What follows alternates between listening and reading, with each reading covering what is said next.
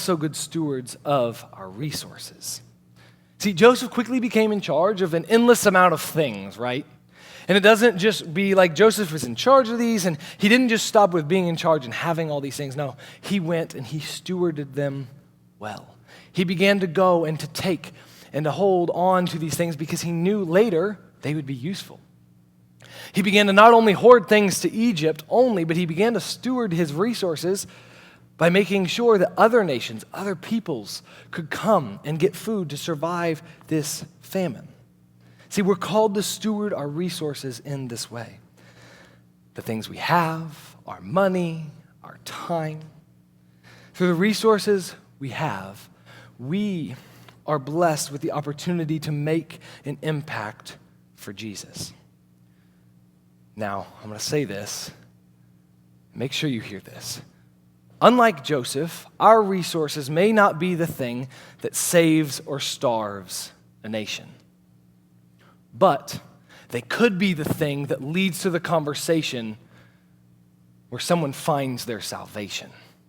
I'm going to say that again. Our resources that we have may not be the thing that saves or starves a nation, but it could be the thing that leads to the conversation that points to someone's salvation. We are called to be good stewards of our gifts and of our resources. And finally, we're called to be good stewards of our relationships. Now you're like, Noah, thank you. You saved the easiest for last, right?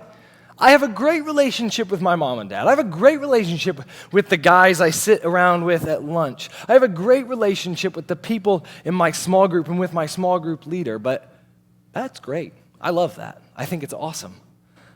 But I'm going to take it a step farther, and I'm going to say this. To leave a godly legacy, we need to be good stewards of our relationship with all of those who surround us. Those we claim as friends and that we're close to, but also those who have hurt us, maybe lied to us, maybe we just don't get along with them. We're still called to be good stewards of our relationships with them. Like Joseph, our lives are not filled with perfect relationships. No, maybe like Joseph, you've been hurt, lied to, or even betrayed. I know I have. But like Joseph, we're called to steward our relationships with everyone. Joseph stewarded his relationship with Pharaoh, who blessed him and put him in charge of lots of things. But Joseph also stewarded his relationship with his brothers, who sold him into slavery. Come on, people. I don't think any of your siblings have sold you into slavery. Joseph still chose to be a good steward of his relationship with them. I think even more than Joseph, we see someone who stewards their relationship well with everyone in Jesus. See, Jesus walked his whole life here on earth being told off, persecuted, an outcast, beaten, and eventually killed.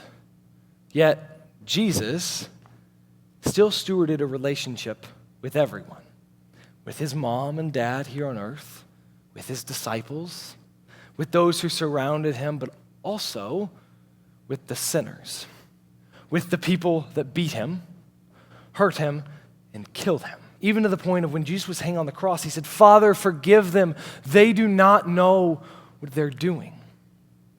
See, Jesus stewarded a relationship with everyone, and he continues to steward a relationship with you and with me. Sinners, broken people, living in a world where sin is the normal. Jesus still chooses to steward a relationship with us. And like Jesus, we are called to live and love like him, yes. But in order to do that, we must steward our relationships well, just like Jesus did, just like Joseph did back in the Old Testament. See, like Joseph, in order to leave a godly legacy, we need to be good stewards of our gifts. the things that we've been blessed with, that we have that we can do. Maybe your gift is teaching. Maybe your gift is working with little kids. Maybe your gift is music. Maybe your gift is something else that I haven't mentioned, but it's something that you know in your heart that you can steward well. We're called to steward our resources. Maybe you have a couple minutes at lunch tomorrow that you can go and sit with someone.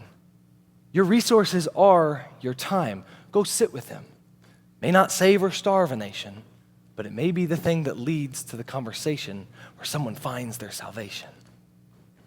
And last, we're called to steward our relationships well.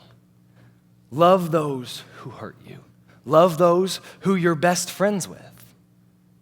Just as Jesus did, just as Joseph did, we are called to steward our gifts, resources, and relationships well in order to leave a godly legacy.